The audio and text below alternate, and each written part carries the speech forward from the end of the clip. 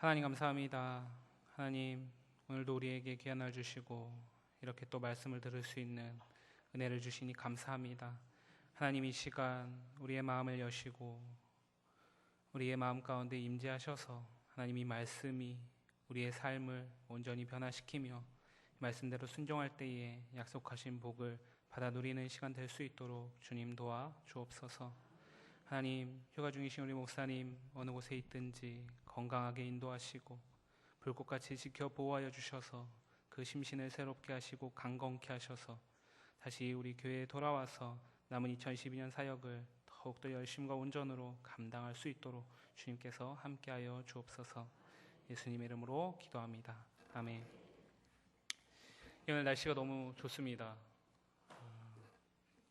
졸음이 오기 딱 좋은 날인 것 같습니다. 또 제 설교가 또 재밌는 설교는 아니지 않습니까? 그렇죠? 예. 잠깐 우리 한 10초? 한 10초간만 기지개도 좀 피시고 이렇게 좀 잠을 조금만 쫓으시고 우리 설교를 듣도록 하겠습니다. 예, 혼자 하시면 뻘쭘하죠? 예, 같이 해주시기 바랍니다. 예.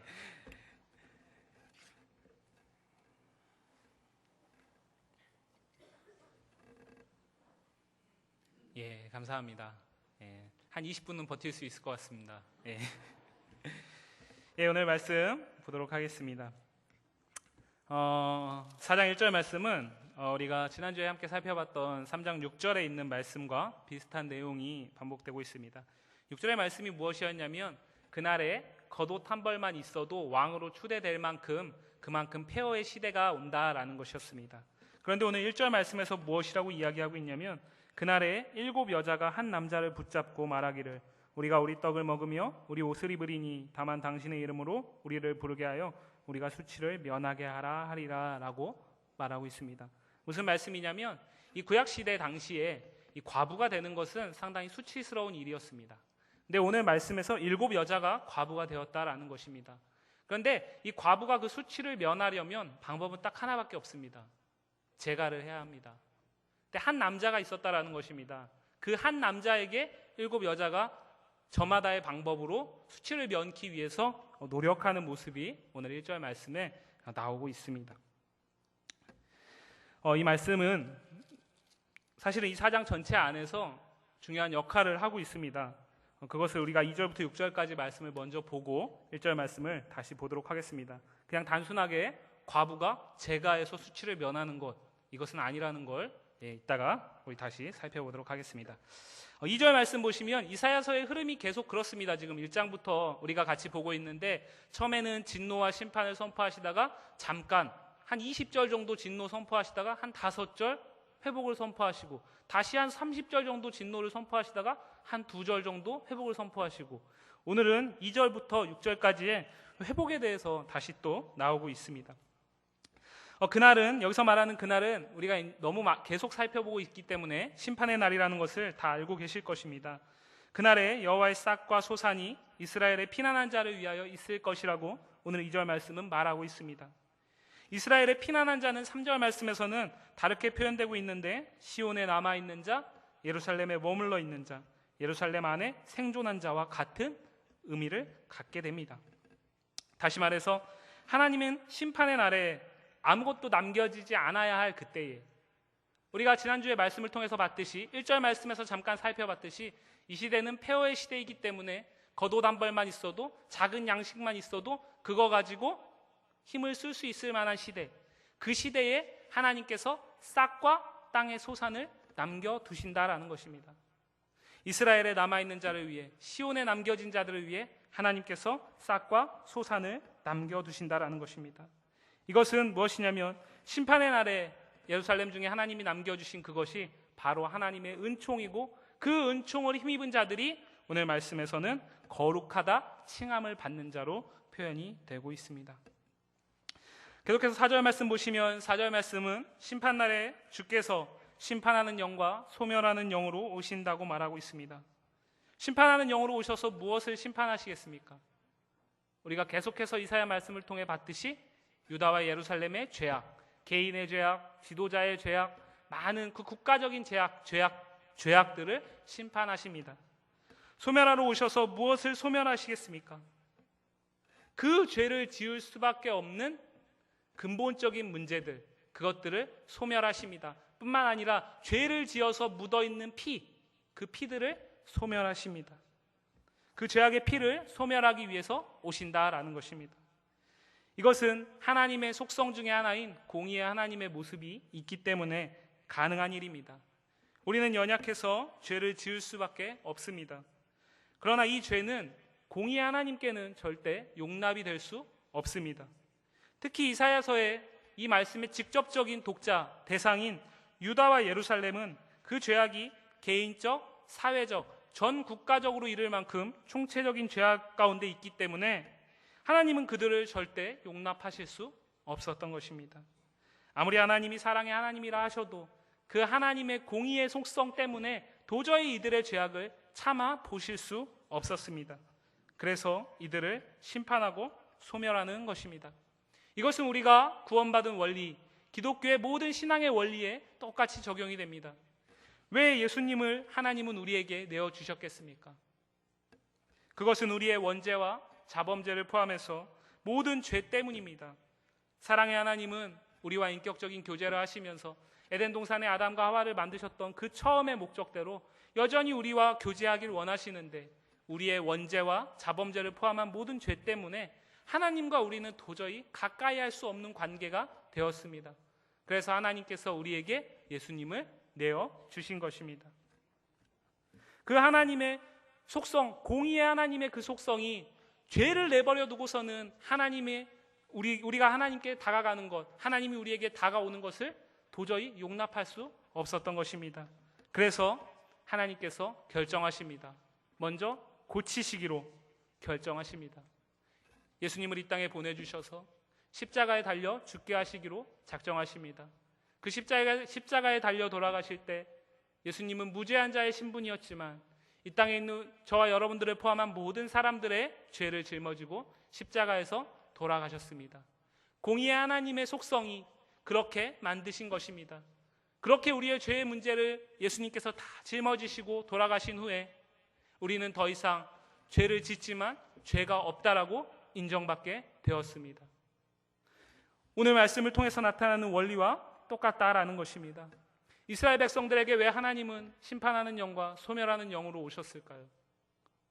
그것은 그들을 망하게 하기 위한 것이 아니라 그들을 다시는 하나님 앞에 보이지 않게 하기 위해서가 아니라 그만큼 그들을 사랑하는데 그들의 죄악이 극에 달해서 도저히 공의의 하나님으로서 내버려 두실 수 없기 때문에 먼저 공의를 행하시고 다시 그들을 회복시키기 위해서 하나님께서 심판하는 영과 소멸하는 영으로 오신 것입니다. 4절 말씀이 끝나면서 하나님의 그 고치심, 청소는 다 끝났습니다. 심판하는 영으로 유다와 예루살렘의 반역과 같은 죄를 심판하시고 소멸하는 영으로 죄악과 더러운 피의 결과물을 깨끗이 청소하셨습니다. 그런데 좀 전에 말씀드렸듯이 하나님의 원래 목적은 심판과 소멸이 아니라 사랑으로 회복하는 것이라고 말씀드렸습니다.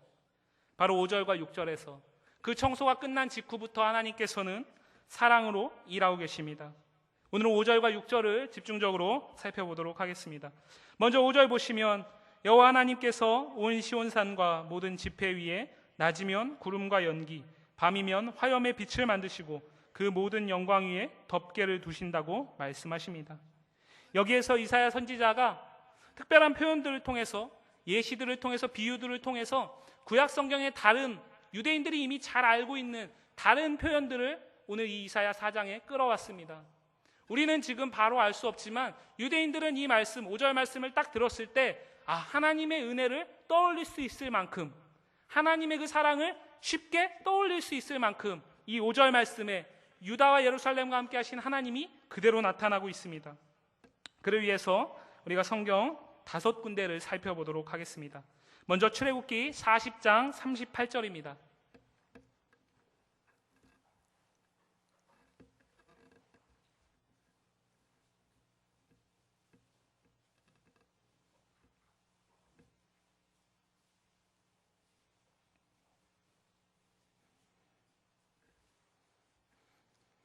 출애굽기 40장 38절 같이 읽겠습니다. 낮에는 여호와의 구름이 성막 위에 있고 밤에는 불이 그 구름 가운데 있음을 이스라엘의 온 족속이 그 모든 행하는 길에서 친히 보았더라.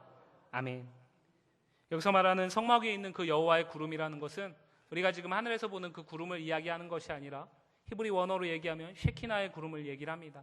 하나님의 임재하심, 하나님의 영광의 구름을 이야기합니다. 낮에는 여호와의 구름이 성막 위에 있고 밤에는 불이 그 구름 가운데 있는 것, 이것은 단지 하나님께서 구름과 불로 표현된 것이 아니라 성막 위에 하나님께서 함께 하셨다라는 것입니다. 조금 신학적인 용어로 표현하면 오늘 찬양 맨 마지막에 했던 찬양을 기억하십니까? 이곳에 주여 임재하여 주옵소서.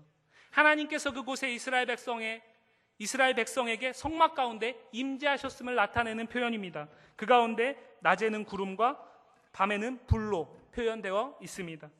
신명기 4장 11절 보도록 하겠습니다. 신명기 4장 11절은 제가 찾아서 읽겠습니다. 너희가 가까이 나와서 산 아래 서니 그 산에 불이 붙어 화염이 충천하고 유암과 구름과 흑암이 덮였는데 라고 기록되어 있습니다. 신명기 4장을 지나 5장에 어떤 일이 있냐면 하나님이 모세를 호렙산으로 불러서 시내산으로 불러서 십계명을 주는 부분이 5장에 나오고 있습니다. 4장에서 하나님께서 산에 불이 붙어 화염이 충천하고 유암과 구름과 흑암이 덮인 호렙산의 모습은 산이 단지 그랬다라는 것이 아니라 그 산에 임재하신 하나님의 모습을 나타내는 표현입니다. 불과 화염, 유암과 구름과 흑암으로 표현되어 있습니다. 역대하 5장 13절 찾아보겠습니다. 구약성경 역대하 5장 13절입니다.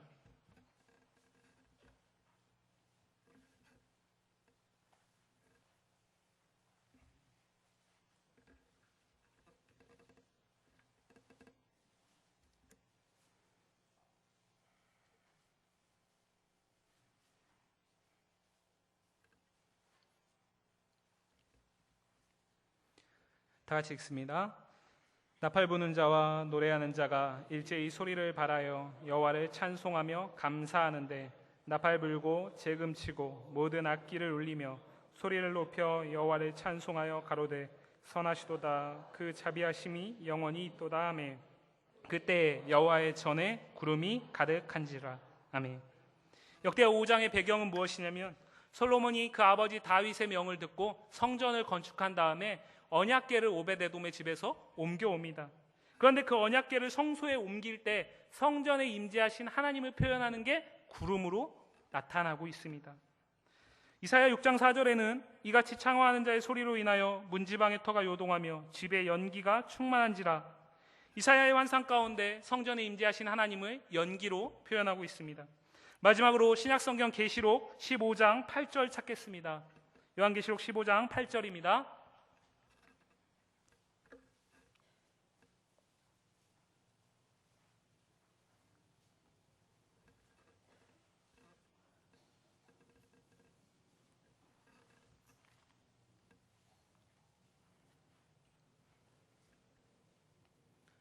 요한계시록 15장 8절 다 같이 읽습니다. 하나님의 영광과 능력을 인하여 성전에 연기가 차게 되매 일곱 천사의 일곱 재앙이 마치기까지는 성전에 능히 들어갈 자가 없더라. 아멘. 요한계시록에 나오는 그 심판의 재앙 가운데 성전에 임재하신 하나님을 연기로 표현하고 있습니다. 다시 오늘 말씀 보시겠습니다. 이사야 4장 5절 보시면 여호와께서 거하시는 온 시온산과 모든 지폐 위에 낮이면 구름과 연기로 밤이면 화염의 빛을 만드시고 그 모든 영광 위에 덮개를 두셨다라고 말하고 있습니다. 무엇입니까? 낮에는 구름과 연기로. 이 말씀을 들을 때 유대인들은 출애굽 성막 가운데 함께 하신 그 하나님을 떠올릴 수 있었습니다. 솔로몬의 성전 가운데 함께 하신 그 하나님을 떠올릴 수 있었습니다. 하나님께서 유대인들에게 뭐라고 약속하셨냐면 내가 이 성전에서, 내가 이 성막에서 너희와 함께 하겠다라고 말씀하신 그 약속을 떠올릴 수 있었습니다. 우리는 이렇게 용례를 찾아봐야 알 수 있지만 이 1차적 독자인 유다와 예루살렘은 이 말씀을 듣는 순간 바로 깨달을 수 있었습니다. 하나님이 뭐라고 얘기하십니까? 낮에는 구름과 연기로, 밤에는 화염의 빛으로. 낮과 밤을 합하면 하루가 됩니다. 무슨 말씀입니까? 어느 때에건 언제건 내가 너희와 늘 함께 하겠다. 내가 너희와 언제나 함께 임재하겠다. 내가 너희와 임재함으로 그 영광을 나타내겠다. 그런데 여기서 표현되고 있는 빛을 만드시고, 이 만드시고, 어떤 떡 반죽을 가지고 떡을 만드는 것은 있는 것에서 있는 것을 만드는 것입니다. 하지만 여기서 표현된 이 만드시고는 창세기 1장 1절에 나오는 천지창조의 그 만드시고를 이야기합니다. 무슨 말씀입니까? 폐허의 땅을 하나님께서 깨끗하게 청소하시고 나면 그곳에 아무것도 남아있지 않습니다. 그곳에 하나님께서 새로운 창조를 시작하신다라는 것입니다. 하나님의 임재를 통해서, 하나님의 영광을 통해서 회복을 시작하시는 그것을 하나님께서 천지창조를 주권적으로 행하신 것처럼 회복도 역시 주권적으로 행하신다라는 것입니다.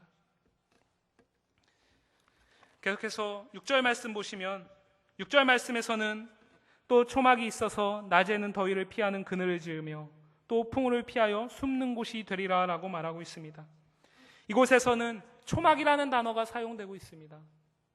초막하면 이스라엘 백성들은 무엇을 떠올리냐면 초막절의 절기를 떠올리게 됩니다. 지금도 유대인들이 목숨처럼 지키는 세 가지의 절기가 있습니다. 하나는 출애굽을 기념하는 유월절, 또 하나는 출애굽 이후 50일을 기념하고 나중에 신약의 성령 강림을 우리는 기념하는 오순절, 그 다음에 광야 생활 가운데 그 초막에서 거한 것을 기념하는 초막절, 이것을 유대인들은 지금도 지킵니다. 근데 오늘 6절 말씀에서 초막을 이야기하고 있습니다. 아무것도 없는 곳에서 하나님께서 초막을 지으신다라는 것입니다. 이 말씀을 들을 때 유대인들은 광야 가운데 함께 하신 그 하나님을 떠올릴 수밖에 없게 됩니다. 초막 가운데 있을 때 그들은 광야가 낮에는 덥고 밤에는 춥고 맹수의 위협이 있는 그곳일지라도 유대인들은 이 초막 가운데 있을 때에 안전할 수 있었고 하나님의 보호하심을 온전히 누릴 수 있었습니다.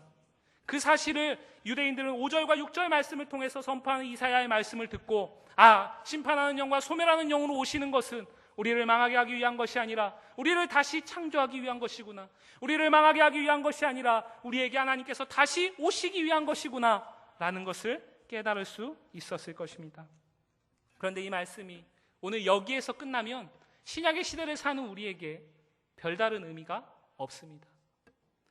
아까 1절 말씀을 단지 과부의 재가로 수치를 면하는 것이 아니다라고 말씀을 드렸습니다. 오늘 말씀 5절을 다시 보시면 5절 말씀, 여호와께서 거하시는 온시온 산과 모든 지폐 위에 낮이면 구름과 연기, 밤이면 화염의 빛을 만드시고 모든 영광 위에 덮개를 두시며 라고 말합니다. 하나님께서 임재하셔서 하나님의 영광의 덮개를 두신다라는 것입니다. 그것이 바로 초막이 된다라는 것입니다. 그런데 이 덮개라는 표현이 구약의 다른 곳에서 무엇으로 쓰이고 있냐면 시편 19편 6절과 요엘서 2장 16절에 나타나는데 무엇으로 쓰이고 있냐면 신부가 머무는 방을 얘기할 때 쓰이고 있습니다. 요즘에 젊은 사람들이 좋아하는 그 침대 위에 이렇게 7렐레 8렐레 늘리는 캐노피라고 하죠? 캐노피 같은 그런 걸 이야기합니다. 무슨 말씀입니까? 이 덮개는 다른 것이 아니라 신랑과 신부, 결혼과 관계된 것이라는 것입니다. 1절 말씀을 다시 보시기 바랍니다. 4장 1절 말씀 보시면 그날에 7 여자가 한 남자를 붙잡고 말하기를 우리가 우리 떡을 먹으며 우리 옷을 입으리니 다만 당신의 이름으로 우리를 부르게 하여 우리가 수치를 면하게 하리라. 여자가 신부 될 사람들이 아무리 매달린들 한 명의 남자가 한 여자를 택해야 그 여자의 수치를 면하게 되는 것입니다. 신랑이 골라서 들어가는 것입니다. 이 여자의 수치를 면하려면 신랑에게 주권적인 선택이 맡겨져 있습니다. 무슨 말씀이냐면 신랑이 신부와 함께 할 때 그 수치를 면하게 된다라는 것입니다. 신부가 아무리 노력을 해도 불가능하다라는 것입니다. 이 말씀에서. 그런데 성경 안에서 신랑과 신부를 이야기할 때 우리는 누구와 누구의 관계를 이야기합니까? 신랑과 신부의 관계, 말씀 속에서 신랑과 신부의 관계, 특별히 신약 성경 안에서 누구와 누구의 관계입니까? 예수님과 우리 교회의 관계를 이야기합니다. 예수님과 교회의 관계를 얘기합니다. 누가 신랑입니까? 예수님이 신랑입니다. 신부는 교회입니다. 말씀을 확장시켜 보겠습니다. 구약의 성막 가운데 함께 하신 그 하나님이 임재하시겠다고 약속하신 그곳이 성막, 성전 이어서 맨 처음에 초막에서부터 시작해서 초막, 성막, 성전 이어서 지금 우리의 시대는 무엇입니까? 교회입니다. 그렇다면 이 교회 가운데 하나님이 임재하신다라는 것입니다. 이 교회 가운데 하나님의 임재함이 있어야 한다라는 것입니다. 그런데 오늘 말씀 보시면 그것은 의심의 여지가 없습니다. 하나님께서 깨끗하게 청소하시고 임재하시는 것, 누가 시켜서 하는 것이 아니라 본인이, 하나님이 주권적으로 사랑의 하나님의 속성으로 행하시는 일입니다. 그렇다면 우리 교회 가운데 하나님이 임재해 계신 줄 믿습니다. 중요한 것은 무엇이냐면 그 하나님의 임재를 우리가 얼마만큼 볼 수 있느냐, 얼마만큼 관심 갖고 있느냐, 얼마만큼 그 임재에 잡혀 있느냐입니다. 이것은 무엇과 관계가 있냐면 우리가 교회에서 향하는 많은 일들이 있습니다. 구역 모임도 있고 또 교구 모임도 있고 어떤 전도회 모임도 있고 그 외에 이제 6월 2일 날 바자회도 있고 여러 가지 그 행사들이 있지 않습니까? 그 모든 행사들 가운데 유일하게 인간적이지 않은 것들이 딱 하나 있습니다. 인간적이지 않은 것, 그것이 딱 하나 있습니다. 그게 무엇입니까? 교회에서만 할 수 있는 것. 그게 무엇입니까? 그것은 예배입니다. 이미 우리가 이사야 1장에서 살펴봤던 것처럼 그들의 유대인들이 수많은 제사를 드렸지만, 수많은 피를 흘렸지만 하나님은 그 예배를 기뻐하지 않으셨습니다. 왜 그럴까요? 그들이 그들의 방법대로 그들을 기쁘게 하기 위해 예배를 드렸기 때문에. 오늘 말씀 4장 1절에서 여인들이 수치를 면키 위해서 얼마나 노력하고 있습니까? 말씀은 이렇게 표현합니다. 우리가 우리 떡을 먹으며 우리 옷을 입으리니 다만 당신의 이름으로 우리를 부르게 하여 우리 수치를 면하게 하리라.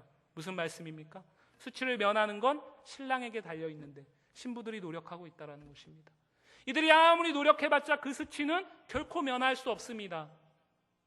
이 땅에 죄 가운데 있는 우리가, 죄 가운데 속해 있는 이 세상 가운데 하나님께서 새로운 임재의 장소로 교회를 허락하셨습니다. 교회에 온 우리가 죄 가운데 있음에도 불구하고 이 교회 안에서 예배드리면서 하나님의 임재를 맛보고 하나님의 그 영광에 압도되어서 그 말씀을 듣고 그 은혜에 사로잡혀서 일주일을 살아가야 한다라는 것입니다. 오늘 말씀은 우리에게 그것을 이야기하고 있습니다. 하나님의 임재하심이 없는 교회라면 아무리 성도들의 열심이 있고 아무리 성도들의 사랑이 있어도 우리 교회 너무 사랑 많은 교회인 것 같습니다. 제가 제 친구에게, 동료 목사에게 교회에서 이제 교회에 대해서 서로 저희끼리 이제 얘기를 합니다. 얘기를 하면 그러니까 나는 간지 부임한 지 3개월 됐는데 살이 6kg 쪘어. 이런 얘기를 하면 그 교회는 뭐 이렇게 접대를 잘하셔? 그렇게 얘기를 합니다. 그래서 우리 교회 성도님들이 너무 사랑이 많으시고 너무 대접을 잘해주셔서 정말 나도 너무 감사해. 그렇게 얘기를 합니다. 거짓말이 아닙니다. 입 바른 소리가 절대 아닙니다. 제 살이 얘기하고 있지 않습니까? 우리 교회 성도님들이 너무 사랑이 많으시고 너무 하나님을 귀하게 여기시는 것 같습니다. 그런데 중요한 건 무엇이냐면 그 성도님들의 사랑의 섬김도 중요하고 사랑의 헌신도 중요하고 수고도 중요하지만 우리의 예배 가운데 하나님의 임재를 사모함이 없으면 하나님은 이 가운데 함께하지 않는다라는 것입니다. 하나님이 이미 이 가운데 임재하셨는데 그 임재에 관심 두지 않고 그 영광에 관심 두지 않으면 우리는 마치 수많은 제사의 행위를 드리지만 하나님께 온전히 연락받지 못하는 제사를 드려 책망받은, 우리가 이미 1장에서 살펴봤던 무엇이 유익하리오라는 그 말씀 기억하시는지 모르겠습니다. 그때 말씀드렸던 것처럼 아무 의미 없는 예배만 드리고 있다는 것입니다. 사랑하는 성도 여러분, 우리의 행복과 평안, 안식은 무엇을 통해 누구로 인해 가능한 것이겠습니까? 우리의 노력, 우리의 수고, 우리의 열심, 우리의 믿음, 그것만으로는 불가능합니다. 여인들이 아무리 자신들의 떡, 자신들의 음식 가지고 우리를 불러달라고 소리쳐 외쳤지만 수치를 면하지 못했던 것처럼 우리의 노력만으로는 불가능한 것입니다. 하나님의 임재가 있을 때에만 가능한 것입니다. 하나님의 임재 아래 있을 때 이스라엘 백성들은 광야 가운데서도 평안을 누릴 수 있었습니다. 하나님의 임재가 없어지자 그들은 부귀영화를 누리면서도 참 평안을 누리지 못했습니다. 하나님의 임재가 우리 교회 가운데 온전히 나타날 수 있기를 간절히 소망합니다. 특별히 바로 이 시간 예배 가운데 임재하신 하나님께 집중하시기 바랍니다. 예배는 우리를 하나님의 임재로 인도합니다. 하나님이 주시는 참 안식으로 인도합니다. 그 기쁨을 예배를 통해서만 누릴 수 있습니다. 어떤 다른 것으로 누릴 수 있겠습니까? 식탁에서 밥 먹으면서 하나님의 임재를 맛볼 수 없습니다. 성도의 거룩한 교제는 있을 수 있지만 하나님의 임재를 맛볼 수 없습니다. 하나님의 임재를 맛보기 위해서 우리는 예배에 참가하는 것입니다. 예배를 하나님 앞에 드리는 것입니다. 그렇기 때문에 교회에서 예배는 그만큼 중요한 것이고, 이 교회당뿐만 아니라 우리 한 사람 한 사람이 무형의 교회 아닙니까? 무형의 교회인 우리의 예배가 그만큼 중요한 것입니다. 하나님과의 관계, 하나님의 임재에 관심 있는 우리 개개인의 모습이 그만큼 중요한 것입니다. 우리의 예배를 고치실 수 있길 바랍니다. 우리의 예배를 회복할 수 있길 바랍니다. 이 지역을 우리가 품어갈 것입니다. 목사님이 가지신 비전처럼 하나님께서 이 지역을 우리 교회에 붙여주신 줄 믿습니다. 그를 위해서 우리에게 필요한 것은 물질도 필요하고 사람도 필요하지만 우리에게 가장 먼저 필요한 것은 예배의 회복이 가장 먼저 필요합니다. 우리가 예배가 회복돼서 하나님께 사로잡혀 있어야 믿음으로 일할 수 있습니다. 그렇지 않으면 사람의 생각으로, 사람의 판단으로 일할 수밖에 없습니다. 그리고 오늘 말씀에서 이렇게 그 하나님의 임재와 영광 가운데 함께한 자들, 특별히 그 멸망 가운데 남겨준 자들, 그들을 하나님께서 거룩하다 인정하신다라고 말씀하셨습니다. 우리 역시 마찬가지입니다. 우리가 죄가 없어서 하나님이 우리를 의인이라 부르십니까? 그렇지 않습니다. 우리는 여전히 죄 가운데 있습니다. 하지만 하나님께서 그 아들을 통해서 우리 죄를 다 짊어지셨기 때문에, 그리고 그분이 부활하심으로, 예수님이 부활하심으로 우리가 의롭다 칭함을 받았기 때문에, 의롭다라고 불러주지 않고 네가 의롭다, 네가 의로워서가 아니라 너는 의롭지 않지만 이제 내가 너를 의롭다고 인정하겠다라는 것입니다. 의롭다라고 칭해 주셨기 때문에 우리가 이 자리에 있는 줄 믿습니다. 이 자리에 있는 우리 모두가 예배의 성공자가 되길 바랍니다. 하나님의 임재와 영광 가운데 참 평안 누리며 참 회복을 맛보는 이 교회가 하나님의 임재가 온전히 가득한 성막과 같은, 성전과 같은 그 영광에 압도되는 장소가 되기를, 그래서 상한 심령이 와서 예배 가운데 위로받고, 지친 영혼들이 와서 예배 가운데 새 힘을 얻고, 안식이 필요한 자들이 와서 예배 가운데 하나님의 안식을 맛보고 돌아갈 수 있는 그런 교회, 그런 예배가 될 수 있기를 간절히 주의 이름으로 축복합니다. 기도하겠습니다. 우리 이 시간 같이 기도하겠습니다. 주여, 우리의 예배 가운데 임재하여 주옵소서. 아니 하나님, 우리 그 예배 가운데 이미 임재하였사오니 우리가 그 하나님의 임재를 맛볼 수 있게 하여 주옵소서. 우리의 예배를 주목하시고 우리를 회복시켜 주옵소서. 이 예배를 통해 하나님의 영광 가운데 거룩함을 회복할 수 있게 하여 주옵소서. 우리 간절히 기도합니다. 하나님 감사합니다. 하나님 오늘